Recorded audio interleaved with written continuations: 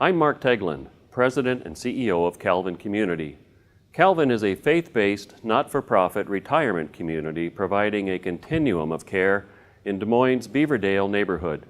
For more than 50 years, Calvin has offered individualized care by a team of dedicated professionals. As part of our mission to serve older adults, we have partnered with several community, business, and not-for-profit organizations and 6 professional experts.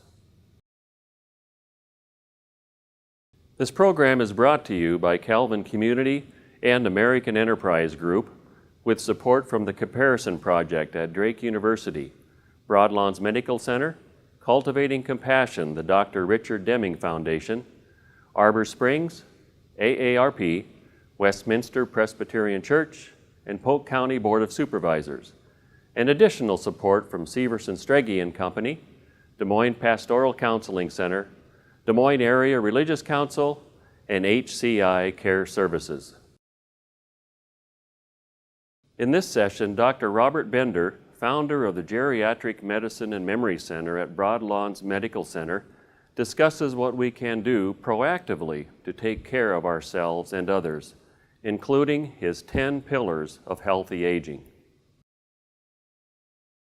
So we're going to go through some things, again, that I'm hoping are practical. As we look at medicine, it's interesting for me, since I've been around for a little while, to note that there are multiple eras of medicine.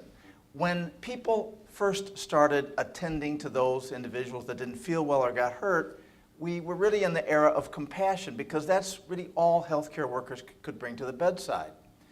Then, really only over the last 100 years, we entered the era of science, where thanks to the great contributions of the basic scientists, we were able to understand what was going on. And that set us off onto a rapidly expanding set of tools and abilities so that we could really get down to the meat of the matter, understanding what was going on. Now, along with the explosion of science, it became a lot more expensive to take care of sick people and do what we would call an excellent job. Now, what we like to think is that as time has gone on, all of the eras come together so that when someone comes to the bedside, they bring compassion, science, and also some cost effectiveness. So, the challenge. Throughout the industrialized world, we now have a population of seniors that is just exploding. Can we continue to improve the quality of healthcare and at the same time cut costs? With every challenge, there's opportunity. The lifespan of Homo sapiens has increased more over the last 100 years than in the previous 40,000. So understanding the aging process is really a new effort, a new science. So we understand these changes. We now can divide challenges between those things that happen just because of normal aging and those things that are result from injury, illness, and atrophy, or just loss of reserve. So this new information has allowed us to do a tremendous amount of intervention for people that are sick, but our system has really been built on the acute care model. Think about it for a second, where a tremendous amount of our energy is applied when someone is hurt, sick, dying. We rush in with this very expensive medical machine. It's like the cash register goes on light speed. Scientists, surgeons, physicians of every kind of specialty, nurses, all kinds of people come to the aid of the sick person. And it really is magnificent what we can achieve. But as everybody in America knows, especially during this election year, cost has just gone out of the roof as well. So can we meet this challenge with new opportunities? Well, we certainly can. And as a geriatrician, one of the things we like to try to address is, what can we do preventively, proactively, in terms of taking care of people and ourselves? Now, the title of tonight's talk is Healthy Aging and Brain Wellness. One of the things that we've learned, maybe even more recently than just healthy aging, but brain wellness. When I was a kid in medical school, we were taught that you're born with 100 or 200 billion nerve cells in your brain. And by the time you're about 3, you've got about 100 billion left because of this pruning process, which is very important. And then by the time you're 5, your brain is fixed, and there's not too much you can do with it, especially if you have an injury or an illness. The brain doesn't make new brain cells, and you're pretty much stuck with what your mom and dad gave you. All of that has flown out the window. We now know that the brain is much more plastic and malleable and even improvable than we had ever imagined. So we're on the cutting edge, just the beginning of being able to take the basic science that underlies the understanding of neuroplasticity and applying it at the bedside. These 10 pillars are also very important for the brain in addition to overall healthy aging. So we're going to go down through these. Now, the number one key to successful aging might surprise you. One of the interesting things about all these 10 pillars is that they are really, really low tech. We can do these things and impact this great opportunity of improving quality and cutting costs. It's low tech, so sometimes it doesn't generate a lot of excitement. I see lots of patients in my practice who come in with a failure to thrive. They just aren't doing great, usually caused by multiple factors. And their children usually bring them in, or even grandchildren, and they all think that this geriatrician down on Hickman will come up with a series of pills that's just going to reverse all the aging things that they've gone through. And when I give them these 10 pillars, literally they'll say, well, how do you expect us to do that? We're so busy. Do you work? No. What do you do during the day? Whatever I want. Well, would you try these 10 things? Well, maybe. If you're really going to charge me for this visit, I might. Human beings are meant to be connected, And it's so very important. Without socialization, we fail to thrive, almost inevitably. There are 3 levels of socialization. All are very important. So let's go through those. Number 1 is that superficial level of socialization that we get just as we go through the day. You get a sandwich at the cafeteria. You say hello to those people in the hallway. You pull into a quick trip and get gas, maybe get a hot dog, whatever.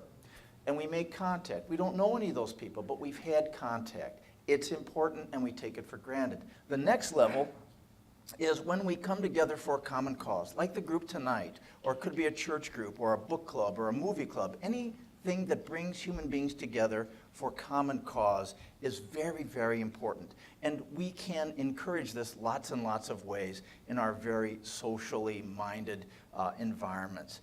It's often lost in these patients that have such a failure to thrive, as I mentioned. The third level is probably the most important, and that is referred to as that intimate level of socialization, where human beings are surrounded by people that accept them unconditionally. Now, this has been studied in great depth, and successful agers almost always have this kind of group. And think about it. You have a group that knows you really well, all the rough edges, all the corners, all the warts, all the dark sides, whatever, but you are home with that group. You are accepted unconditionally. That is the magic of socialization. Now, psychiatrists and neuroscientists are now telling us that really there's a part of that level of being in an intimate group that's even more important than being accepted unconditionally. It's the ability and effort to accept everybody else in the group unconditionally. That is quite a bit more difficult. Now, those groups are usually small, between 3 and 8 people. And one of the interesting things is that this has been studied around the world, and that number is pretty constant, whether it's in New York City or in Okinawa, Japan. And interestingly, once a group has been solidified, that number stays pretty constant. Even if somebody moves out, somebody moves in. If someone passes away, that number is replaced. So when we talk about helping ourselves and each other, it's important to think about socialization, perhaps the single most important pillar of optimal aging. How does this apply to the brain? Well, here in the West, we love to take people and stick them in these scanners, what we call functional MRIs. For everything us human beings experience, there has to be a neural correlate. So when we put people in a scanner and ask them to do a math problem, we can actually see the neural activity in front of us. Well, you can imagine us Western scientists like to check everything. So virtually every experience has been checked out underneath a functional MRI. Well, when we have a patient under the fMRI and we bring their friends in, the brain has an opportunity to light up almost in total. The memory centers, good feelings about mutual support. You can imagine the brain can light up throughout its circuitry. And that's what we want for brain wellness, for the brain to be engaged, low stress, comfortable, and happy. So socialization. Now, I have not seen a study of what happens when people come in the room that you just do not like. That is a bit of a mystery. We think it kind of shuts down. Anyway, next slide. So this is a list of the 10 pillars, and they're listed. We're going to go through each one and try to look at practical examples of how they can be effective. Now, let's talk about exercise. Exercise, to some degree, is the fountain of youth. And it really is, has been studied in great depth, and we know a lot about it. For any exercise program to be really thorough, we have to take into account these 5 elements. Let's spend a little bit of time going through each one. The first is aerobics. That set of exercises where human beings put the large muscle groups through a continuous activity for an extended period of time. Now, it doesn't take much to improve the heart, the cardiovascular system, and our pulmonary efficiency, our ability to utilize oxygen. 20 minutes, 3 times a week will lead to some improvement. Now, next we have resistance. That set of exercises that puts the muscle groups through a full range of motion with resistance. Bands, weights, you can even do it with water exercises. Swimming may be the most well-rounded exercise, but it's important to use resistance training for us. When our muscles are strong, we feel better. There's some cerebral effects from just weightlifting. Our balance is improved. It really is an important part of a well-rounded exercise program. Once again, 20 minutes, 3 times a week can be enough. You want to exercise the upper body and the lower body on alternate days. Next, flexibility. 5 to 10 minutes a day of a well-rounded stretching regimen is remarkably helpful. Some people that study the aging process feel we can gauge someone's physiologic age according to how flexible they are. It may not be completely true, but we all know we have a tendency to get stiffer as we get older. So flexibility training, some regular stretching with your exercise program, 5 minutes a day will do it. Next, we have balance training. Everybody that has gotten to be at least my age knows that as we get older, our balance is a little bit off. Falling is a big risk factor for our senior patients. The balance system can be retrained. The best way to do it is to take up some activity in which the patient changes their posture in space. Next, we have skill acquisition. A part of a well-rounded exercise program is to get the brain involved, have the brain learn something new along with the physical exercise. So things like yoga, tai chi, where you're learning something at the same time that you're exercising, is magic. And you don't have to pick something wild. You can improve your swimming stroke, your golf swing, your bowling motion, anything where skills are acquired.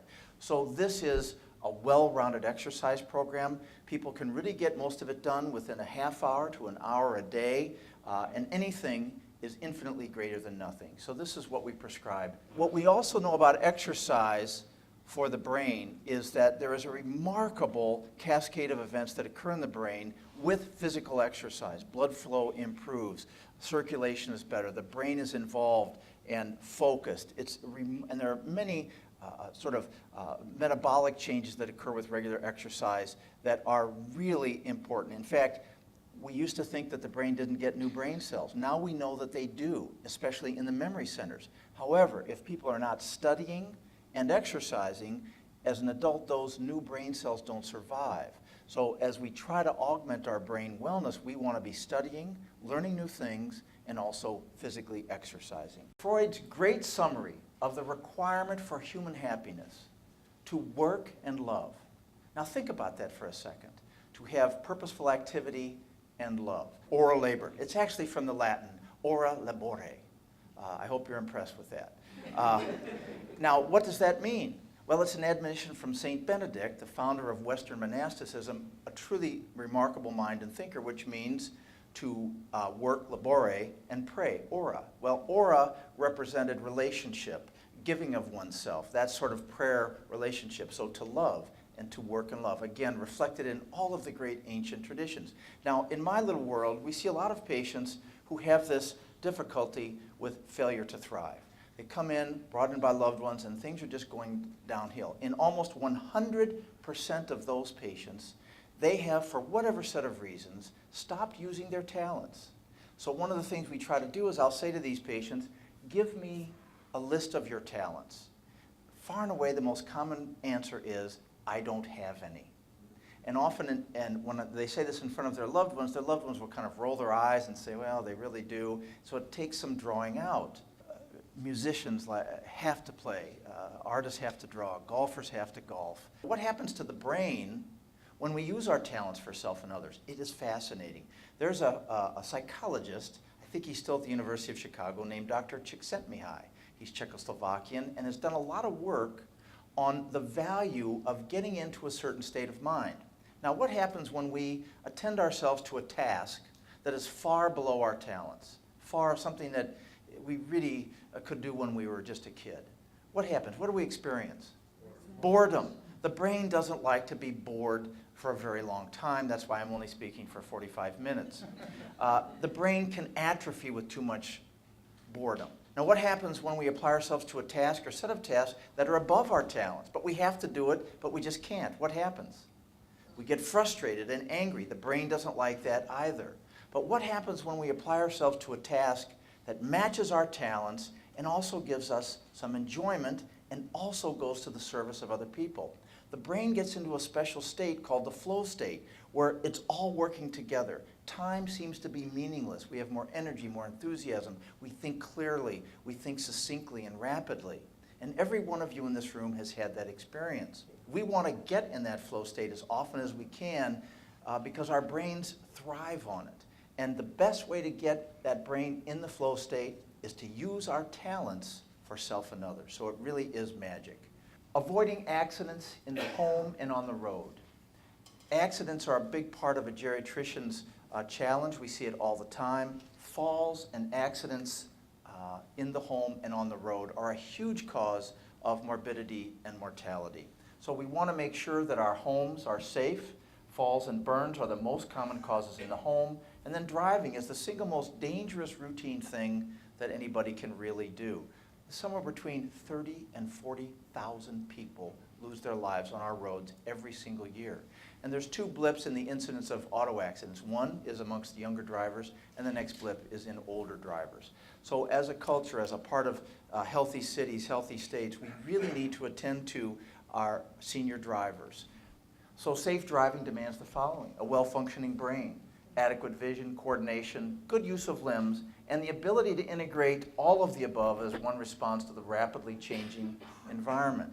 So the individual needs to be screened and taken care of and attending to their own health, but also the environment is so important. The car is a very important thing, and it's amazing how often people neglect their cars. The tires, visibility, all the things that lead to a safe car. And then the markings on our roads in a culture, very, very important. It seems to me they're built for young people. Every winter here in Des Moines, the lines on the roads kind of disappear. Not the greatest thing for senior drivers. So I think as a culture, it's important for us to look at driving conditions. Now, I learned this pillar when I was a kid in high school. We had a teacher. Her name was Emma Robinson. She was an African American when I met her as just a teenager, and she taught a small course on world religions. Now, when I met her, Mrs. Robinson was 85, African American, and she had spent a large part of her life living in the areas where the great world's religious and wisdom traditions had practiced, and she became a true master, and it was a fascinating course, and she was just a riot. Now, she had about 6 young preppy white boys in her class, and we just came to adore her. Well, we got to know her pretty well over this semester, and she would ask each of us what we were going to be when we grew up. I told her, I said, well, Mrs. Robinson, I'm going to be a physician. And she said, well, that'll be good. She said, now, Robert, when you get to be working and you see people that are really struggling, I want you to tell them that if they will take one day a week and rest and give that to their religious tradition, if they look at a list of their problems, half of them will go away. Well, I thought, you know, that's kind of quaint and kind of nice, and I didn't really think too much of it. But then later, I found myself in that busy intern year, and something very interesting happened. One of our jobs as interns was we would do history and physicals on the young women who were infertile. They were having trouble conceiving. If we couldn't find anything on a routine history, physical, some basic lab work, we would send them on to the very expensive infertility clinic where they would just Katie bar the doors. They would try anything to help these couples conceive. So I had 4 young women that were in my little pre-infertility clinic. Well, as I evaluated each one of them, I found that indeed they never took any time off. All of these women were married. All of them had a full-time job. Their weekends were jam-packed with running the household, taking care of their troglodyte husbands, and they just never rested. So I said to each one of these women, I said, if you will take one day off a week and rest, really give it to yourself, give it to your own faith tradition, and if you're not pregnant within 6 months, we'll send you on to the infertility specialist. And they all agreed. I'm not kidding you. Within 2 months, they all did it. Within 2 months, all 4 were pregnant. Now, that was revealing to me. I really was very grateful to Mrs. Robinson for that. And in the residency newspaper, it came out, Dr. Bender responsible for 4 unexpected pregnancies. Yeah. That was a big hit at my house, let me tell you. My wife was so impressed. It's a true story. These ladies really did do better. And my friend, my teacher, Mrs. Robinson, was adamant that human beings in this modern world go around with their hair on fire and never take that special day. And this is found, an admonition for this is again found in all the great world's religious and wisdom traditions. Next slide. All right, nothing in excess. Nothing in excess. Now, Americans and people throughout the world in industrialized countries are all at risk for this. There are 3 areas that put us at highest risk.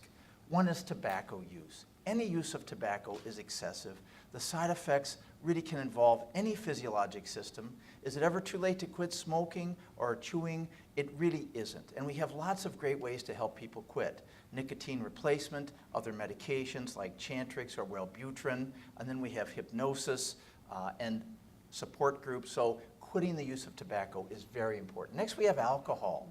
How much is too much? Really, what most people say is any drinking more than what I do is too much. A general good rule of thumb, especially for seniors, is no more than 1 drink a day. And it depends on the size of the drink. It's important to note that 1 out of every 10 people in America at or over the age of 65 has or has had a problem with alcohol. So we need to have a high index of suspicion. I will never forget a case I saw of a lady who had fluctuating cognition.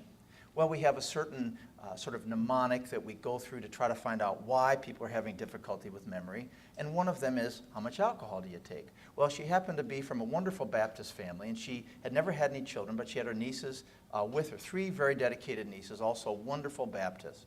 Well, when I asked this wonderful family, focusing on, do you drink, they were aghast that I would even ask their aunt if she had that problem. She said, Dr. Bender, we are Baptists. We do not drink. We do not dance. We do not have fun. So stop asking us about that. I said, well, it's just on the differential. You never touch any alcohol. She said, no. So we did the usual workup. I couldn't find anything. They came back, and in my world, alcohol can often cause this waxing and waning of cognition, which she had as part of her history. So finally, one of the nephews came in for a visit, and I said, look, I know this upset you. I don't mean to, but are you sure there's no alcohol involved? And once again, they were upset. And then the nephew stepped forward and said, what are you guys talking about? Every time I come home for a holiday, Annie gets sloshed. Of course there's alcohol involved. And I look at the nieces and I said, really, didn't you know this? And they said, well, we were going to mention it, Dr. Bender, but we just didn't want to. And I said, well, it's important. And I said, Mrs. Jones, how much alcohol do you drink? She said, Dr. Bender, never more than 2 drinks a day. Never. I said, well, how big are the drinks? She said, well, it's a tumbler about this size. And I said, well, what do you put in there? She goes, do you know what a Manhattan is? Well, apparently a Manhattan is you put in something of every alcohol that's available in Manhattan, New York, and then you slosh this thing down. And so that was the problem for her. So no more than 1 drink a day when we're at or over 65. And there's all this stuff out there about how great alcohol is for our brains. Yeah, it's great if you want to deaden it, but that's about it. It doesn't kill brain cells, it numbs them, so it makes everything harder to learn. Moderate drinking probably does not have any great benefits for the brain, but 1 drink a day does seem to be safe.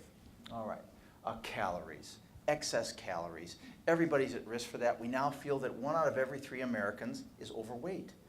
Being overweight probably affects every physiologic system, including the brain, so we want to be careful about it.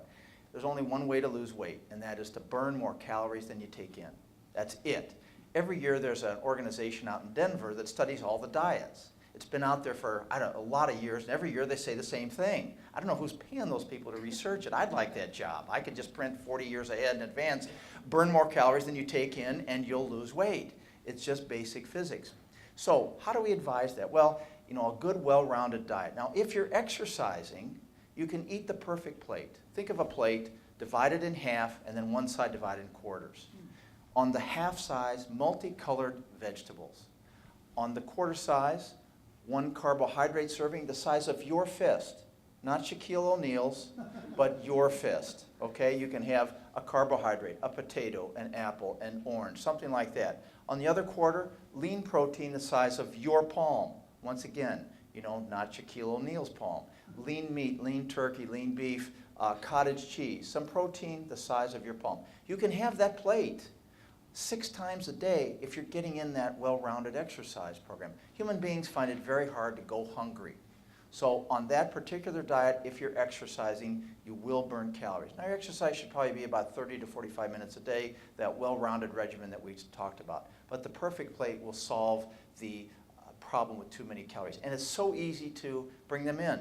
You know, a donut here, a chocolate bar here, pretty soon you've had just sort of idle calorie munching up to 1,000 calories or more. So excessive calories. Next, establish a good healthcare team. It really is important in our modern world because we need access to the great science of medicine. What represents a good healthcare team? Access. You need to be able to pick up the phone, call your team, and get access, whether it's an emergency or just an appointment for your next preventive visit. Next has to be communication. We want patients to understand what we're trying to do. Next, cost effectiveness. You could have the greatest healthcare system in the world, but if people can't afford it, it's not very effective. Next, we want knowledge. You want to go to see people who know what they're doing. And here in Des Moines, we have wonderful systems, and you can always find people who really know. If you have a problem and you don't know where to go, a good thing to do is to call your favorite hospital and ask for the medical staff office. They will have a list of physicians interested in any kind of special problem. Next. Manage stress. Some people think stress is the single biggest risk factor for difficulties as we age, even more of a risk factor than smoking. Now that is an incredible statement, but stress does affect every physiologic system one way or another. For the brain, it leads to an elevation of a stress hormone called cortisol. Cortisol, if in too high a level for a prolonged period of time, causes shrinkage of the memory centers, exactly what we don't want. So how do you manage stress? If you're alive and you're an American, you have stress. So how do we manage it? There's 2 basic ways. One is to get rid of the stressor. If you've got a car that won't start in the winter, get rid of it and get a new one or get a ride. Now, obviously, we can't jettison all the stresses that we have. You lose a loved one, you lose a job, that's pretty tough. So what we try to do is help people change how they react to stress. Now, oftentimes, that takes a team, friends, professionals, really sort of honed in attention to the particular problem. And of course, we see a lot of losses as people get older, but we need to address that stress and try to help people get through it. It's much easier when you share the burden. Take care of your brain. As I mentioned at the beginning of our time together, we now know the brain is much more plastic than we had ever imagined. We get new brain cells. When we learn something new, really learn it, the brain has formed new connections that you can count on. We really can change our brains. There's a saying in my little world, the mind can change the brain. With effort, we can improve our memories. With effort, we can learn new things, acquire new skills, and open up the potentiality of the human brain. You know, there's a myth out there that we only use 10% of our brain. No, we use all of our brain, but almost certainly we don't use it to its full potential. Now, it takes work, but take this as an example. If someone said, I really need to get my arms stronger, I'm going to enter a weightlifting contest. Well, what would you have that person do? You would have that person train those muscles every day, day in and day out, with all the best known exercises. We now feel we can do, to a remarkable degree, the same with the brain. There are 6 things that we generally recommend to people to definitively protect their brain. All these keys to healthy aging are important for the brain. So specifically, let's just mention the 6 that we hand out every day in our office. Number 1, in no particular order, we want people to follow a low-fat, Mediterranean-type diet where there's more fish, fruits, vegetables to get antioxidants, less fat. It really is fairly easy to move to that diet. A lot of people here in Iowa don't like the idea of eating more fish. but 2 oily fish meals a week really does a lot of good for what we think the brain needs. So a good, well-rounded Mediterranean diet. Next, we want people to socialize. We want people to be connected with people they accept unconditionally and do the same thing for them. We want people to be connected. Next, lower stress level. When people are constantly frustrated, this elevates the level of cortisol and it leads to a shrinking, a predictable shrinking of the memory circuits in the brain. Next, we want people to study. We want them to learn new things. We feel strongly that if people are studying, learning new things, and physically exercising, new brain cells in the hippocampi, these 2 small bodies, one on each side of the brain, that are intimately involved in the formation of new memories, these new brain cells survive if people are exercising and learning new things. So cognitive training and exercise. Next, we want people to get good sleep. It seems that brain wellness is quite dependent on the ability to sleep well. So if there's a sleep problem, get to the doc and try to get it fixed. Next, we want people to manage stress. We've already talked about that. I'm very stressed up here, as you can tell. Next, we want people to meditate. We want people to learn to meditate. There are many great meditative techniques. I'm going to talk about one momentarily. But meditation seems to be a magic bullet for the brain. Now, the last pillar of optimal aging is to optimize one's spiritual life. Now, our colleagues in hospice have kind of taught us that unless we attend to the spiritual side of Homo sapiens, we're really leaving a lot out. And that admonition to us physicians was challenging because we see people in our practices, and all of you do see in all of your work and just through daily life, people from all the great world's religious and wisdom traditions. So how do we help people address this? Well, this has been studied and talked about and given to us physicians, so here's how we approach it. We want to obviously respect the tradition, respect the person from that tradition, and help them sort of approach their spiritual life from the tradition in which they find themselves. All the great traditions have these elements. This is how we can advise, and this is how we can start for ourselves. Now, I put this in Latin so that you'd be impressed, and also to use the Latin that I studied scrupulously as a young man that I've never found any other use for, except maybe for this slide. Lectio means to read or listen. So we advise people to go to the scriptures of their tradition. Next really should be meditatio, to reflect actively on what they've read. And then oratio means to respond or to pray, depending on the particular fashion that person likes. Contemplatio is more passive. It really means to simply rest with God. For people from the non-theistic traditions, it really means to rest with ultimate truth or compassion or love. 20 minutes in the morning, 20 minutes in the evening predictably changes the brain and helps augment the spiritual life. You've been so kind to listen to me for all this time. Last slide. I hope all of you succeed like this patient. This is actually a picture of Jean Clement from southern France. I believe she was right at 120. And I hope all of you have that kind of success. Thank you very much for listening. Thank you for watching. For more information on the Embrace Aging series, please visit calvincommunity.org.